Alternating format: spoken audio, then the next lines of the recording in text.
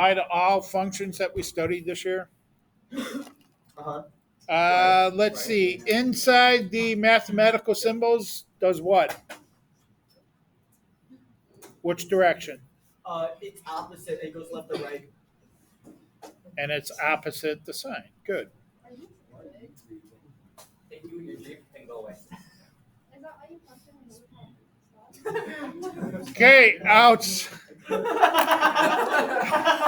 makes sense now. Outside the mathematical symbols. I'm tired. I'm gonna work till 10:30 and then wake up early to work at Up or down.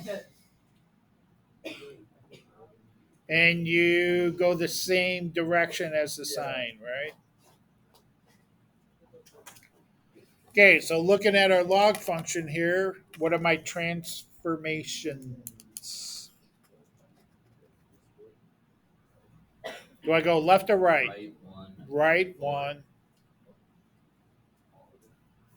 and up four. Good, Brendan. That's it. What about number 3? Right 3, down 4.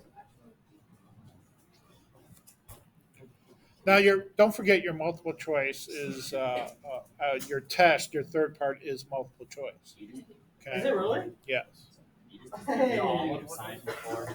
So we So- have a 25% chance of Exactly. You have 25% chance of getting 25%. Oh, That means yeah. every 1 in 4 questions I get right. Make them all. Yeah, so you should do this one. This one. You guys spend more effort on like trying to figure out how you can get just by Yeah. than if you just studied for the thing and do it. That's a lot more too much work. You just Natalie. All right. We're done. Number 5. Wait, what do you do for 4? You distribute the negative sign? Oh, what does the negative sign do? Nothing. It reflects. It reflects. Okay, it flips. So this is going to be reflect, and then tell me left or right, whatever. Okay. All right, number 5. I have a savings account balance, and it's compounded annually. So what does that mean? Compounded annually means I'm going to have a little n, right, in my growth model or decay model. So I'm going to have a little n. I'm going to have to use a compounded formula, which is y equals a times the quantity 1 plus or minus r over n to the n times t. Okay, there's the compound formula. So this one I have an n, and it says annually, so what does my n equal? 1. Annually is 1, right? Okay, if the interest rate is 4%, well, it says it right there. So my rate equals, move the decimal over 2 places, 0.04. And the current balance is 1736. So that's my current balance is A, my initial balance. How many years? So they're asking for how many years. That's my T, right? They're looking for the T. So let's go ahead and set all this up. All right, I've got my Y equals my A, which is 1736 times what? And now this is interest rate, so we're gaining interest, so it's going to be a plus sign. Plus R over N. My R is 0.04. My N is 1 raised to the N, which is 1 times T. Now they're asking for a specific amount. When will my t equal, or when will my y equal 2569.7? Okay. So we're going to put this in our y equals button, search our y's, and see what this equation gives me, how many years it is. Okay. So take your handy dandy calculators as you walked into the room. Oh, wow, you didn't say it. Handy dandy calculators. There you Just go. had to have that. I know you. You can't go a day without hearing it. It's just I it's can't. wrong. All It's a right. sin. So I've got 1 7. That's why I never changed the registration out of my. They gave me, my parents gave me their car, Uh-huh. and I Is never it changed the handicap? registration or title, just so I can keep their handicap license plates. Wow. I know, isn't that bad? Is that bad? Is that really? don't I mean, I park- won't park in the handicap if they're all filled and I there's usually one park left. as far away as possible. But if there's open handicap parking, I park in. Why not? Is that bad? Am I a mean human The being? only time I park in handicap. All right, what? 1736 times 1 plus 0.04 divided by 1. Do you have to divide it by 1? Nope. Okay. More than likely, the end's going to be, annually, biannually is 2, monthly is 12, daily is 365. It just so happens that it's 1. And we're not going to put a t in there. We're going to use the x, right? Because we don't have a t in our calculator. So if you want to do the power of Oh, X, yeah. What happened to the power? Raised to the x. There we go. You gotta put it to one. Well, 1 times x is just x. Okay. So I'm going to hit the graph, and I don't really care where this graph goes, do I? I'm more interested in the chart to get 2569.70. So I'm waiting for, okay, my calculator finally stopped spinning. So I'm going to go to my chart, second graph, and I'm going to look for my y value of 2569.70. And I believe it's actually a point on our graph. So it's going to take 10 years.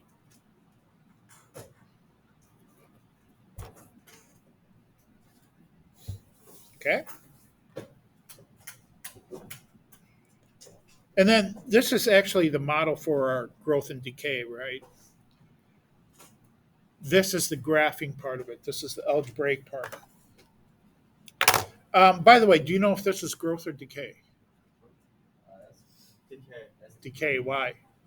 Because it's 1/3. Yeah. The So fraction it's less than between 1. 0 and 1. Yeah. Yes. Good. Very good. Good memory. Okay, so I know this is going to be a decay problem. The first thing they want us to do, we're going to have to name the transformations. Okay, so this is my mathematical symbol here, the exponent, right? So I'm going to go left 1. Remember, it's inside, so it's opposite the sign. So I'm going to go left 1 and up 1. So there's part 1. Then it says graph accurately. So now I'm going to graph it. I'm going to go ahead to my y equals. Put in 1/3, 1 divided by 3, raised to the x plus 1. Get out of my exponent. Then plus 1. Graph it.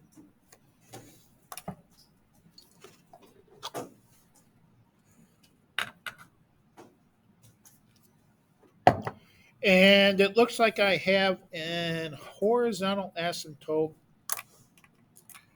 at y equal 1, doesn't it? So here's y equal 1.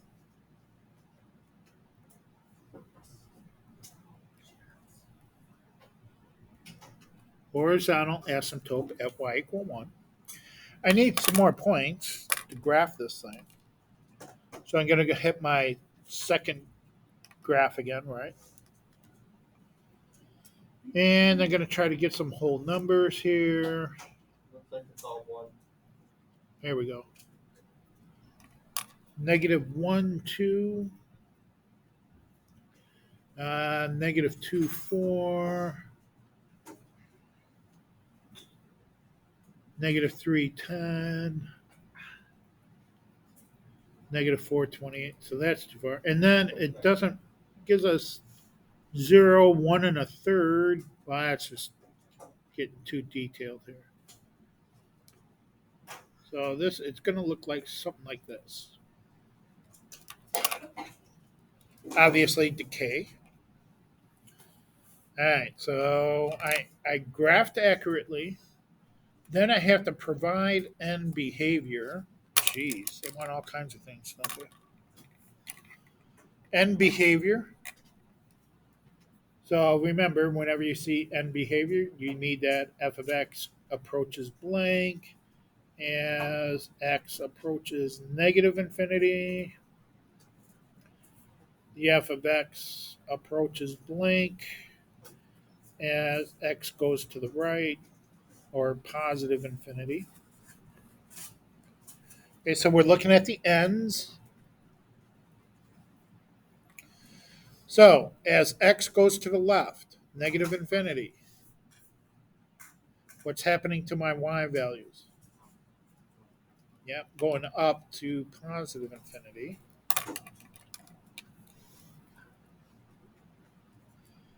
As my x goes to the right, what's happening to my y? Well, it's trying to get to that y equal 1, right? Okay, what else do you want? So I got end behavior, domain and range. Domain's easy, right? Because this thing goes on forever and ever sideways. Negative infinity, positive infinity. The range, however, okay, my smallest y value here, well, it's trying to approach that 1. And the largest value, well, goes up to infinity, right? Now, I don't want to include that 1 because it never touches it. So I'm going to use a parenthesis. So you got a lot going on in that problem.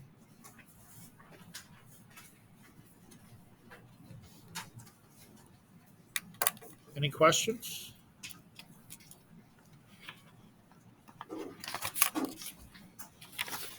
Okay, so solving these equations. Now, I kind of forgot that you guys aren't going to have your little pink cheat sheet,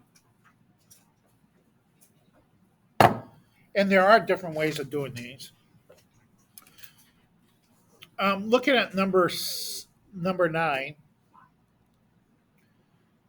on the last test we tried to match the bases, right? So I'm going to look. I'm going to first of all see if 81 is some multiple of 3. Okay. Now you're not going to have your pink charts to cheat. So what you're going to have to do is let's just kind of cheat here a little bit. I'm going to take my 3 and multiply it by 3, so that gives me two threes, right? Gives me 9, and I'm just going to keep multiplying by 3s. See if I get to 81. Times 3, that's 3 threes, times 3, and sure enough, it hits 81 on my fourth 3. So 81 is 3 to the fourth. Now, what we're really doing is we're raising, we're exponentiating log base 3 on both sides, but we don't need to write it down. We could just cancel out those 3's. And we're left with negative r equals 4. Then we divide both sides by negative 1 or multiply by negative 1. r equals -4.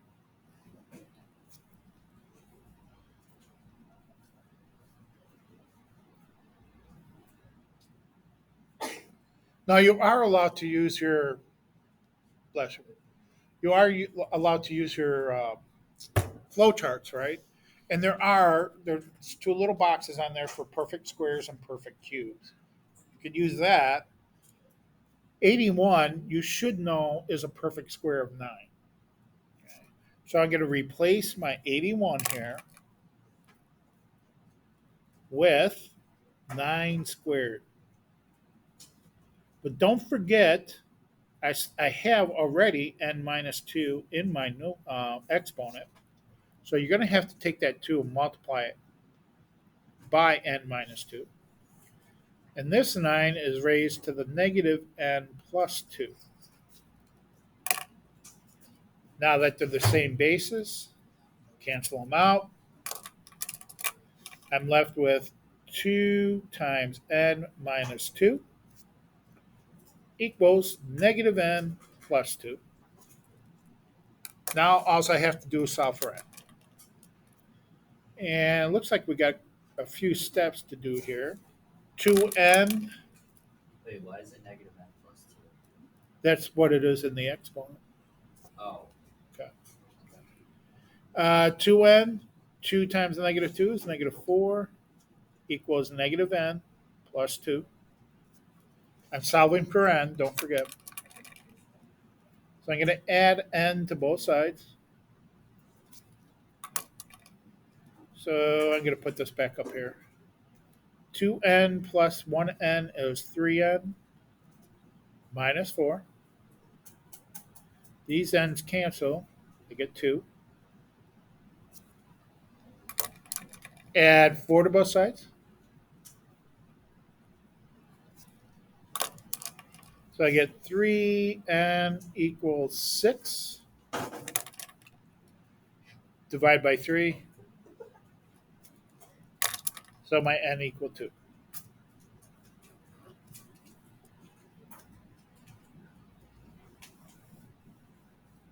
Seemed like there was a lot of algebra on that problem. So with number 12, we pretty much just have to do what we'll do with 9, just divide the 243 times 3 times 32. Yeah. Or another way you can do it is take 243 divided by 3. No, that's not going to work. You're going to have to do 3 times 3 times 3. There is another way, but I'm not going to show you because it'll confuse you. A couple of different ways. Yeah. Okay, number 13. If I don't have a base attached to my log, what is it? That's right, 10. Long base 10. Okay, the common log. All right, remember how we get rid of logs? Exponentiate it, right? It's pretty much what we were doing up here. I just didn't write the step up. So I'm going to make it an exponent of using the base 10 so that this 10 cancels out with log base 10. And I'm left with k minus 9. Now be careful here. What's 10 squared? Yeah. On the test, there were a lot of people that were putting 20, 12, I saw. I just skipped it. It's 10 times 10, all right? It's 10 squared. All right, add 9 to both sides. So k equals 109.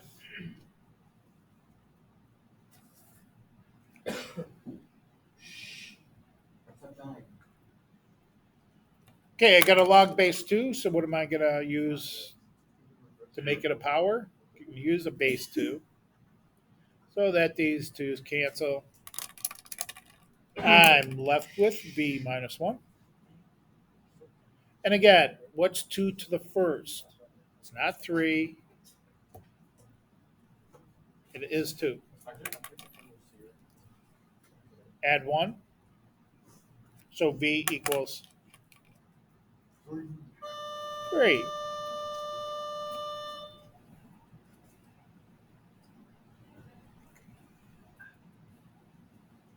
All right, you guys remember your properties of logs? Nope. No?